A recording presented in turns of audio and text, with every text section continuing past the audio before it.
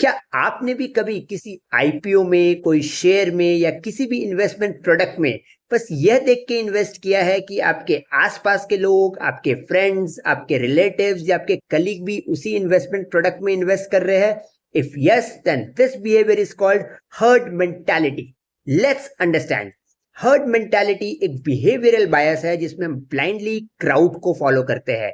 हम अपने आसपास के लोगों से इन्फ्लुएंस होके इन्वेस्टमेंट डिसीजन लेते हैं, और जब हम क्राउड को फॉलो करते हैं तब हम ट्रेंडिंग इन्वेस्टमेंट करते हैं, यानी ऐसा इन्वेस्टमेंट जिसको लेके बहुत हाइप है। फॉर एग्जांपल, जनवरी 2008 में रिलायंस पावर का आईपीओ आया था जिसको लेके बहुत हाइप था।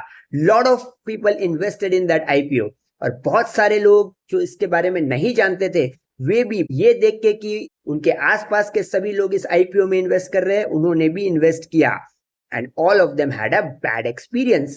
हर्ड मेंटालिटी का बेसिकली दो कारण होता है। Number one, human psychology. हम सबको क्राउड को फॉलो करने में एक कंफर्ट लगता है। हमें लगता है कि if majority is doing something then it must be correct. Secondly, एक फोमो भी हो जाता है। जब हम देखते हैं कि हमारे आसपास के सभी लोग एक पर्टिकुलर टाइप ऑफ इन्वेस्टमेंट कर रहे हैं तो हमें लगता है कि सब कमा लेंगे और मैं पीछे रह जाऊंगा। फोमो में भी आके कई बार हम हर्ड मेंटालिटी के विक्टिम हो जाते हैं। जब कोई हर्ड मेंटालिटी फॉलो करता है तो उसमें बेसिकली 3 फंडामेंटल मिस्टेक हो जाते हैं। नंबर वन, हम बिना रिसर्च किए ही इन्वेस्टमेंट कर देते हैं।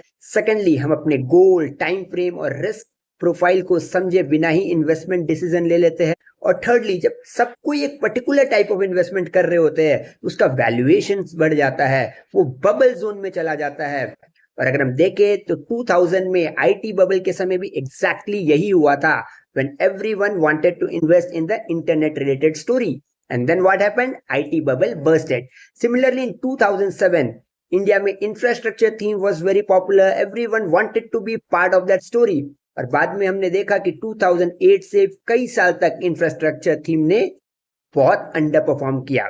और आज के दिन भी अगर हम देखें तो globally AI is the very popular theme. Everyone wants to invest in the AI related stock, जिसके चलते उसका वैल्यूएशन बहुत हाई हो गया है।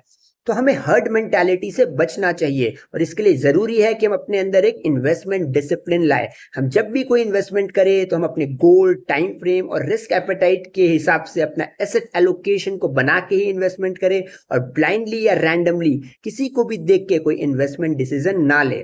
For more such videos please like and subscribe. Thank you.